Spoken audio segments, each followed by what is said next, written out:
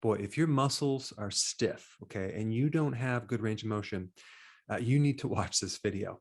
Now, being in sports, wrestling, I've did a lot of stretching in the past. And the way we're taught is it's called static stretching, where you're actually, trying to stretch out a muscle and you're holding it for 30 to 60 seconds.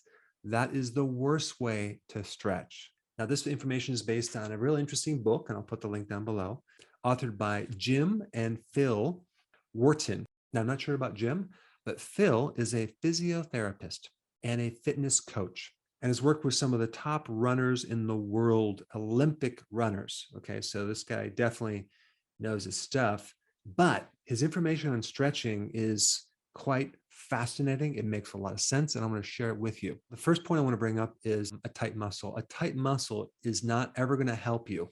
It's not going to protect the joint. It's actually weaker. It's more susceptible to an injury, and usually there's inflammation.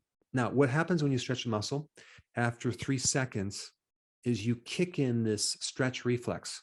It's called the myotactic reflex. And the purpose of that reflex is to counter the stretch and create a contraction. So when you stretch a muscle, you're basically causing the muscle to fight that stretch, okay, and start to contract. And so you have the situation where you're using force against force, and you can actually injure yourself. And I've done that many, many times. Even before a wrestling match, I would stretch incorrectly and end up straining or pulling a muscle. Very simply, this is how it works. A muscle always comes in a pair. So you have one side of the body is contracting and then the other side is relaxing. They don't both contract at the same time. And if you have one muscle that's healthy and it's contracting, the other one's relaxing, you have motion. And so motion is all about the coordination of this contraction and relaxation. And so the type of stretching that they came up with is called active isolated flexibility. So very simply, there's just 3 simple steps, all right?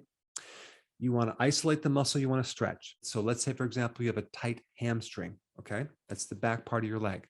What you want to do is you want to contract the opposing muscle as you stretch the hamstring. What is the opposing muscle? That would be the thigh muscle or your quadricep, okay? So you're going to be contracting the quadricep, which is going to automatically cause a communication to the hamstring to relax it, because it absolutely makes no sense if you're going to try to stretch a muscle that you're contracting it at the same time. You want to relax the muscle that you're stretching, right? I mean, it's pretty obvious.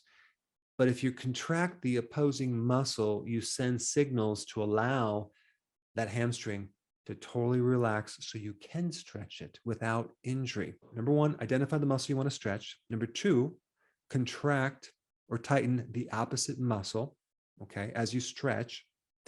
And then number 3, when you get to the point at the end of the range of motion, where you've gone to a point where you can't go anymore, and I don't recommend going into pain, at that point, remember I mentioned the stretch reflex that kicks in?